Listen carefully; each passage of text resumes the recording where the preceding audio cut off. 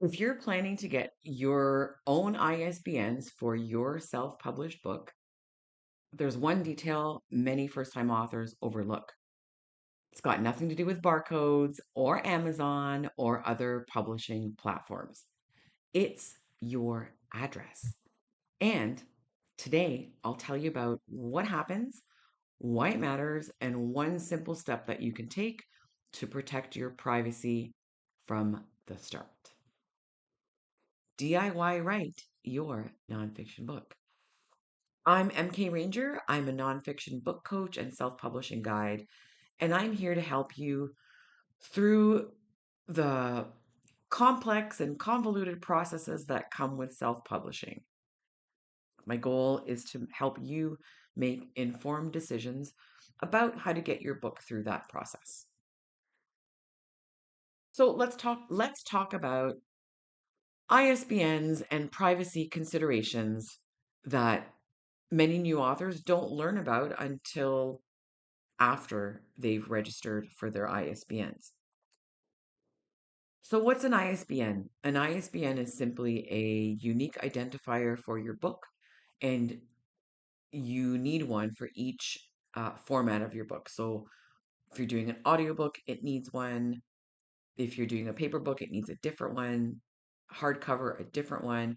Basically, for every format that you're publishing, you need an ISBN.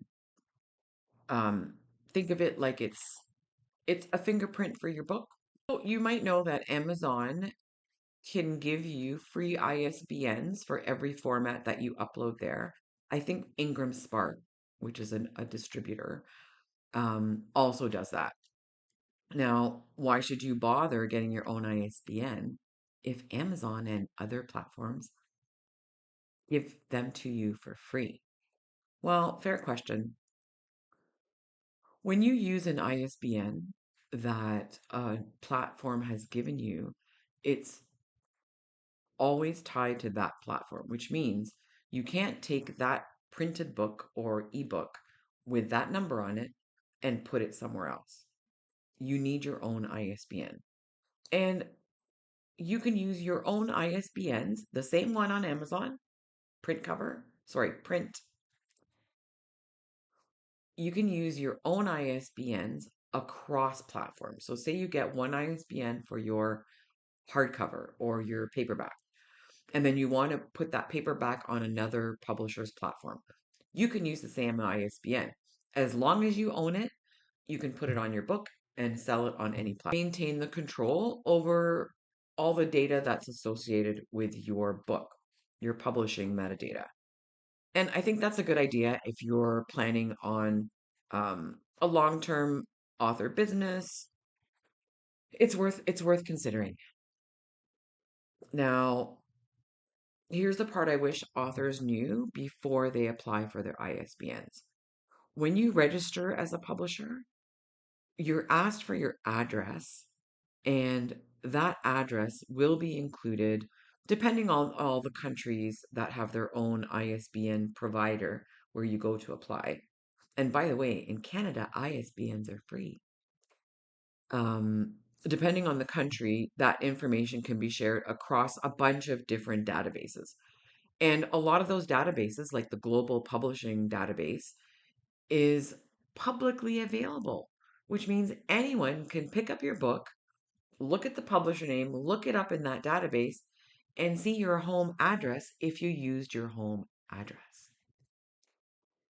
I'm not comfortable doing that. Are you? Is that this is really easy to address. However, there is a cost associated with it. So my recommendation is to use a PO box address or a virtual mailbox.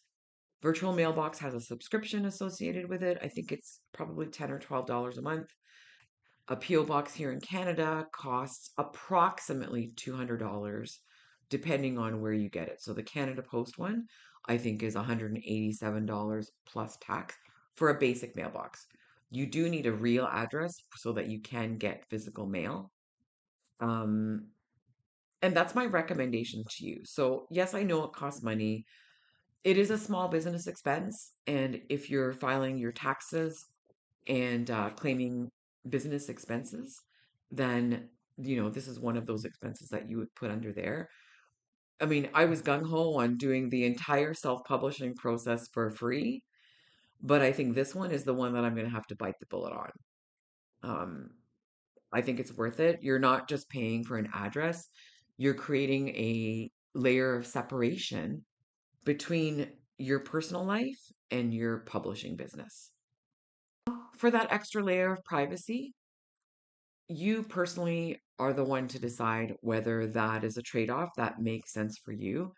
It's one of those decisions that's easier to make before you apply for your ISBNs and potentially expose your home address if you're not using an office address or a PO box or a virtual address. So here's the takeaways from this short video. ISBNs are unique identifiers for your book, and you need one for each format. It's better for you to own your ISBNs because that gives you more control over your publishing identity and information. Publisher information could be shared across many different databases no matter what country you register your ISBNs. Before you use your home address anywhere, please consider the privacy considerations and how comfortable you are accepting the risk of your home address being exposed to the general public. A PO box or a virtual mailbox can be a simple way to create a little bit of separation for that, for privacy, for your privacy's sake. If you're writing and self publishing your own nonfiction book, I'm here to help you through the process and to make it a little bit less stressful and a little bit less overwhelming. Please subscribe if you want to be notified for all my videos as they come up. And if you have questions, please put them in the comments below because I will answer and address every single comment. And it's also good for others to see how I respond to you so that they can benefit from it as well. Until next time, keep smiling, keep learning, and keep moving your book forward in the process.